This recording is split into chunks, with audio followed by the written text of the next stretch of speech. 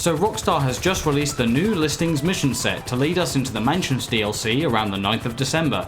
We need to be prepared to drop multiple millions to get our hands on one of these new properties, and I have a way to do just that only takes a few minutes of your time each day.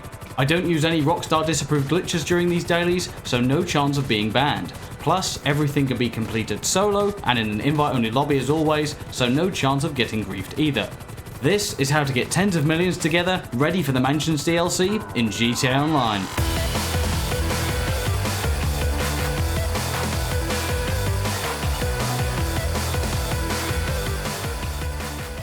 Each chapter of this video is broken down in the description, so you can go to what part is relevant to you. I'll start off with the dailies I do each day, then delve into the big profit calculations. You can copy what I do exactly or make your own rotation, so do whatever works for you. I will be leaving a walkthrough of my exact rotation for the final chapter. Chapter 1. Dailies for Dosh. A full day in GTA is 48 minutes in real time, so all of the items in this chapter can be completed and then repeated after 48 minutes. Personally, I do them once in the morning and once in the evening every real day to avoid burnout before reaching my money goals. First of all, there are the crate businesses. You have 5 CEO warehouses and the hangar that can all source crates every 48 minutes, even while you're offline.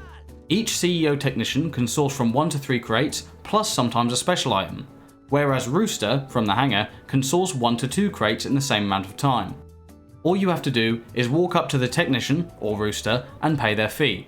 It's worth noting that they source crates 48 minutes from when you sent them off, rather than on the daily rotation in the game. Also, the large warehouses are best for profit, but 5 small ones will work too if you're buying them specifically for this method. Then you have both fully and semi-passive businesses you should check on each 48-minute rotation. This list consists of the bail office, the acid lab, the auto shop, the car wash, and the nightclub. The bail office has a safe that you collect your income from like many others, but the way you fill the safe is by sending off the bail officers each 48 minutes. The acid lab can be called in to both check stock and purchase more supplies if you're low. It's worth noting that you can gain an extra chunk of sell value by simply changing the name of your acid via the interaction menu. The auto shop is as simple as fixing up some customer cars each day and sending them off with the mechanics. The car wash is a quick phone call to RAF to check that none of the 3 businesses are too hot, and if they are, do a quick mission to keep them earning passive income. Lastly in this list, the nightclub safe requires you to keep the popularity up to make the most money, so keeping it within 5 bars is best. If you go into the basement of the nightclub, you can both check your popularity and change DJs to keep it up. Plus, doing it in the basement skips the cutscene and being moved to the dance floor, saving you some time. The only other checks you can do are not daily, but you get notified of their safe progress every 48 minutes or simply when they're full. The nightclub, bail office, agency, arcade, salvage yard, car wash, garment factory, acid lab, bunker, and all of the biker businesses are the various businesses that do this. Once one fills up, just visit it and either collect your cash and/or do a sell mission for your product. The final things to mention in this section are the real-world daily bonuses. The 2 that I utilise each day are the Stash House and the Acid Lab's double speed. The Acid Lab has a small desk at the back that can be used to double production speed for a short time that refreshes every 24 hours. Similarly, the Stash House can be raided every 24 hours to give you a free set of supplies that you would otherwise have to buy. I don't buy supplies for anything apart from the Acid Lab, so using the Stash House lets my other businesses fill up in the background. Chapter 2. Money Calculations. For these calculations, I'm going to show both the maximum and minimum profits possible so you can see the range of potential earnings. I will also add my own earnings to compare at the end. We'll start off with the CEO warehouses and the hangar, as they have the most range between the profits. The cost to send off a technician in the warehouses is $7,500, so if you get 3 crates each time, it will cost you a minimum of $277,500, or $832,500 if you only get 1 each time. A full warehouse sells for $2.22 million, so you can make a maximum profit of 1.9 or a minimum profit of 1.3 per sale. If we times that by 5 for all of the warehouses, that's a maximum profit of 9.7 million or a minimum profit of 6.9. You also have a small chance to get special crates that sell for a nice chunk by themselves on the side. The hangar cargo isn't as straightforward, as there are 8 types of cargo crates that give money bonuses based on how many of that type you sell, and as Rooster gives a random crate each time, there's no way to easily predict your earnings. I can, however, give you the worst and best cases possible for these crates. Rooster charges $25,000 each time he sources crates, so if he sources 2 each time, it will cost you a total of $625,000 to fill the hangar, or $1.2 million if you only get 1 each time. If by some miracle you get 2 crates each time and get 50 crates of either medical, chemical, or narcotics, you can sell the full hangar for $2.5 million, giving you a maximum profit of $1.9 million. You can increase your full sell amount by 10% by owning Higgins Helitours, which will push your maximum profit to $2.1 million instead. If you have random crates though, you'll be able to sell for around $1.6 million, giving you a minimum profit of $350,000. The Asset Lab sells for a maximum of $237,000 without upgrades over 6 rotations, or $330,000 with upgrades over 4 rotations, or again $350,000 if you also change the name through the interaction menu. If you use the stash house to get supplies for this business, you can maximize the profit and get the full $350,000. However, if you're not lucky enough to get supplies from the stash house, you'll have to buy them instead. You're looking at around $100,000 worth of supplies for full stock. With the lowest sell price, your minimum profit sits at $137,000 per sale. The auto shop can gain you a profit of up to $20,000 to $30,000 from each car delivered depending on its class, and of course if your mechanics don't damage them. 1 car appears in your auto shop within a rotation, so you only have to visit every other rotation. The rest of the businesses are either fully passive with a safe collection or require just a sale or maintenance mission to keep them going every now and then. For ease, I'm going to list these off in quick succession. I will only be using the maximum upgraded versions of these properties as, apart from the nightclub safe, these will not be a main source of your income during rotations, but they give a periodic boost every now and then. The nightclub safe takes 5 rotations at maximum rep to get $250,000. The nightclub basement takes roughly 20 rotations to fill at least 1 set of crates for a sell value of around $800,000 if you're sourcing these 5 crate types. The agency takes 13 rotations to fill up to $250,000 after you've completed 201 of the security contracts. The arcade takes 20 rotations to fill to $100,000 when full of machines. You can fill the entire place with 1 machine, which you only have to purchase once, the full bonus without the full expenditure. Nice. The garment factory takes 50 rotations to fill up to $100,000. It's not worth buying if you're just using it for passive income, it just sucks. The car wash takes 4 rotations to fill up to $100,000 if you own every other property on this list. For ease of calculation, because the agents vary in the amount of money they bring back, the bail office takes 12 rotations to fill up to $100,000 if you send out the agents each rotation. And finally, the salvage yard. It takes a staggering 834 rotations to fill up to $250,000 if you do nothing with it. This is another property I would not recommend buying unless you do the tow truck missions every 3rd rotation to get the daily gain higher, as at base, it's worse than the garment factory, significantly. The only other properties to mention are the biker businesses and the bunker, that for this method are only filled up by the daily stash house to save time, effort, and of course your money. I usually sell the bunker solo or with just 1 friend, so I sell the bunker after 1 set of supplies for around $210,000, which takes around 4 rotations.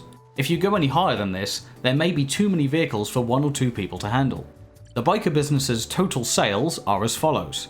The document forgery sells for $126,000, the weed farm sells for $252,000 or $340,000 if you own Smoke on the Water. Counterfeit cash sells for $294,000 or $396,000 if you own the car wash. The meth lab sells for $357,000 and cocaine sells for $420,000. Each of these take roughly 20 rotations separately to fill up. Now we have all of the base values, let's calculate the profit ranges for a typical month of my rotation. For ease again, let's just say a month is 4 weeks, so if you do 2 rotations a day where you're logged into the game for the full 48 minutes of the rotation, that's 2 times 7, 14 times 4, 56 rotations per month. That could also be 8 rotations a day for 1 week, but we'll stick with a month for the purposes of this. Now, if we multiply all of our previous values by 56 rotations, we can figure out the maximum and minimum profits for the month. Let's do the minimum profit first so we have the large number to end on. In the minimum scenario, I will assume you don't own any of the new properties from Money Fronts, you don't do the daily stash house, and you have the worst luck possible. Filling up a CEO warehouse with the worst luck would take 111 rotations for 1 crate per rotation. 56 rotations divided by 111 needed rotations to fill the warehouse means it will only end up being half full. If we times that by the profit, then times that by the 5 warehouses, we get a profit of 3.4 million. Following this same formula for rotation calculation, we get the following: 392,000 for the hangar, 1.2 million for the acid lab, 560,000 for the auto shop with damaged values, 2.8 million for the nightclub safe, 2.2 million for the nightclub basement, 1 million for the agency, 280,000 for the arcade, 112 for the garment factory, 470,000 for the bail office, and 17,000 for the salvage yard. Totaling all of that up gives us a minimum profit of 12.6 million for 56 rotations. That's a nice chunk of money and all, but the potential is so much more than that. It's time for the big one. In the maximum scenario, I will assume you own everything needed for this method's full potential. You complete the daily stash house and you have the best luck possible. First of all, we can carry across the values that won't change from the previous calculations. That gives us a starting value of 6.9 million. Now, let's both adjust the others to give the best case and add the other properties that were not used previously. Filling up a CEO warehouse with the best luck would take 37 rotations for 3 crates per rotation. 56 rotations by 37 needed rotations means the warehouse will fill up 1.5 times. If we times that by the profit, then times that by the 5 warehouses, we get a profit of 14.5 million, and already off the bat, that's better than the minimum potential. We can again use the same formula for the remaining properties. 4.8 million for the hangar, 3.5 million for the acid lab, 1.6 million for the auto shop, and 1.4 million for the car wash. Plus, as we have the stash house in this scenario, we can add the bunker and the biker businesses to this list. We can scale the bunker sales to match the 20 rotations it takes to fill the biker sales. That gives us just over $1 million for 20 rotations. Now if we add all of them up and take an average, we get $448,350. Then we reuse our formula to get 1.2 million within 56 rotations. Then we total up all of our best case profits to give us a whopping maximum of $34.2 million. And the crazy thing is that doesn't even include special crates that can add even more to the profit margin. As this is a tried and true method, I want to add my actual earnings into this mix as a realistic balance. Just after I released my previous video at the start of July, I had around 15 million in my account. I used and honed this method and managed to earn 100 million by the end of September. This means I made a profit of 85 million over the course of 3 months doing 2 rotations a day for the full duration. 85 by 3 gives us a profit of around 28.3 million for 1 month of 2 daily rotations. Of course, your profits could be higher or lower than mine. Fingers crossed for higher though. And of course, this method will work up to and after the mansions are released. We have no idea how much they'll cost, so I saved 100 million just in case, as it's the last big update for GTA 5. Or so we know. Chapter 3. My rotation. I'm now going to take you through what a single daily rotation looks like from end to end. I have my spawn point set to the hangar so I can source a crate through Rooster straight away and use my ride to get to the stash house. Once I've located the stash house, I complete it and head over to my first warehouse. Because of the layout of my businesses, I do them in the order of position rather than type.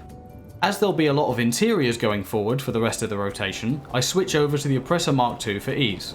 I head over to the auto shop to fix up and send off customer cars, and call in the Terabyte to check my business stock. Then head to the bail office to send off the agents and collect the safe contents if it's full. If it's the first rotation of the day, I'll call in the acid lab to both check stock and activate the double production speed. Then, it's talking to the remaining technicians at the other 4 warehouses with a quick call to RAF on the way to the last one to check the heat level on the 3 money fronts properties.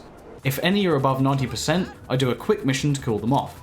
Finally, I go to the nightclub to do a small in-club rep mission to keep my reputation within 5 bars, and if it's not full after that, use the DJ switch method to get it there.